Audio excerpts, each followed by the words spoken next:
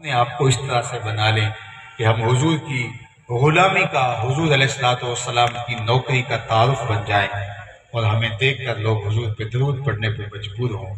جب غلام ایسا ہوتا ہے تو پھر آقا کیسا ہوگا؟ محمد بن حسن الشیبانی امام اعظم ابو حنیفہ کے شاگرد ہیں۔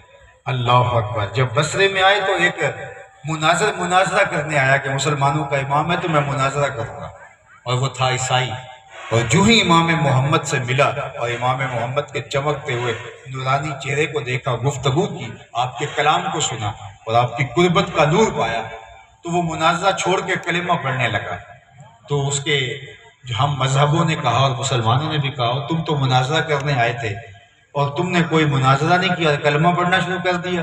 اس نے کہا جب میں نے امام محمد کو دیکھا، ان سے ملا، تو میرے دل نے گواہی دی کہ جب مسلمانوں کا چھوٹا محمد اس شان کا ہے، بڑا محمد کیسا ہوگا؟ یہ شان ہے خدمتگاروں کی، سرکار کا عالم کیا ہوگا؟ تو ہم کو دیکھ کر کے کوئی ہمارے حضور پہ درود پڑے کہ یار غلام ایسے ہیں تو آقا کا کیا عالم ہوگا، آقا کی شان کیا ہوگی؟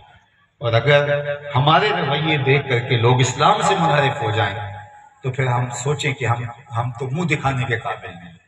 تو عاشق ہر کوئی آکھے پر عاشق بندہ مر کے۔ اگر آپ کو پنجابی کچھ سمجھ آتی ہے، مجھے تو آپ کی سندھی نہیں آئی، لیکن اگر آپ کو آئے تو عاشق ہر کوئی آکھے پر عاشق بندہ مر کے، زہر پیالہ کوئی نہیں پیندا پر عاشق پیندا بھر کے۔ اس کا مفہوم یہ ہے کہ ہر کوئی یہ تو کہتا ہے میں عاشق ہوں، لیکن عاشق مرنے کے بغیر نہیں بنتا۔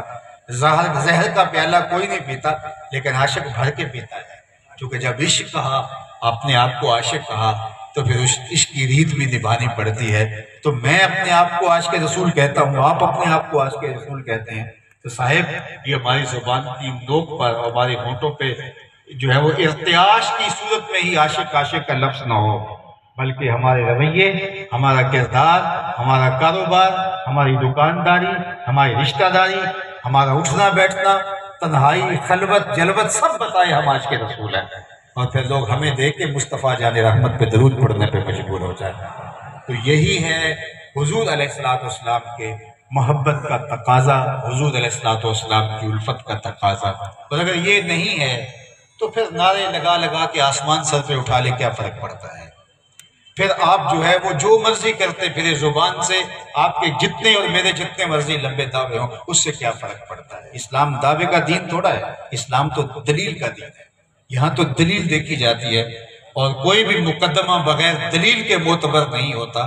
کہنے کو تو کوئی بھی کچھ بول سکتا ہے، لیکن اس کی صداقت یا اس کا جھوٹا ہونا اس کی دلیل سے ثابت ہوتا ہے۔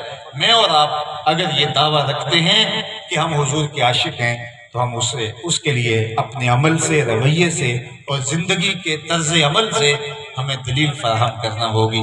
اگر ہم اس قابل ہیں کہ اس عشق کی دلیل فراہم کر سکیں تو مبارک ہو، اور اگر اس قابل نہیں ہیں کہ ہم اس عشق کی دلیل فراہم کر سکیں تو پھر ہمیں، وہ اقبال نے کہا ہے، بلبل شوریدہ تیرا نغمہ خام ہے ابھی، کچھ اور مدت کے لیے اپنے سینے میں سے تھام ابھی تیرا نغمہ کچا ہے، اور ابھی تیری آواز پکی نہیں ہوئی، ابھی تیرا سور پکا نہیں ہوا، ابھی اس نغمے کو سینے میں اور تھامنا ہوگا اور محنت کرنی ہوگی۔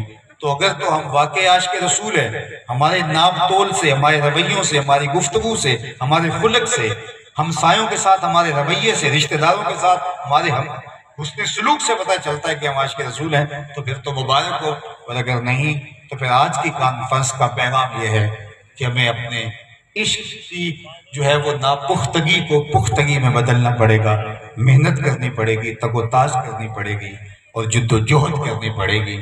زمانہ آپ کے نعروں پہ اعتبار نہیں کرے گا، زمانہ آپ کے کہنے پہ اعتبار نہیں کرے گا، ہاں زمانہ آپ کی پگڑی پہ بھی اعتبار نہیں کرے گا، آپ کی زلفوں اور آپ کی داڑھی پہ بھی اعتبار نہیں کرے گا، زمانہ آپ کے رویوں کو دیکھتا ہے، آپ کی زندگی کو دیکھتا ہے۔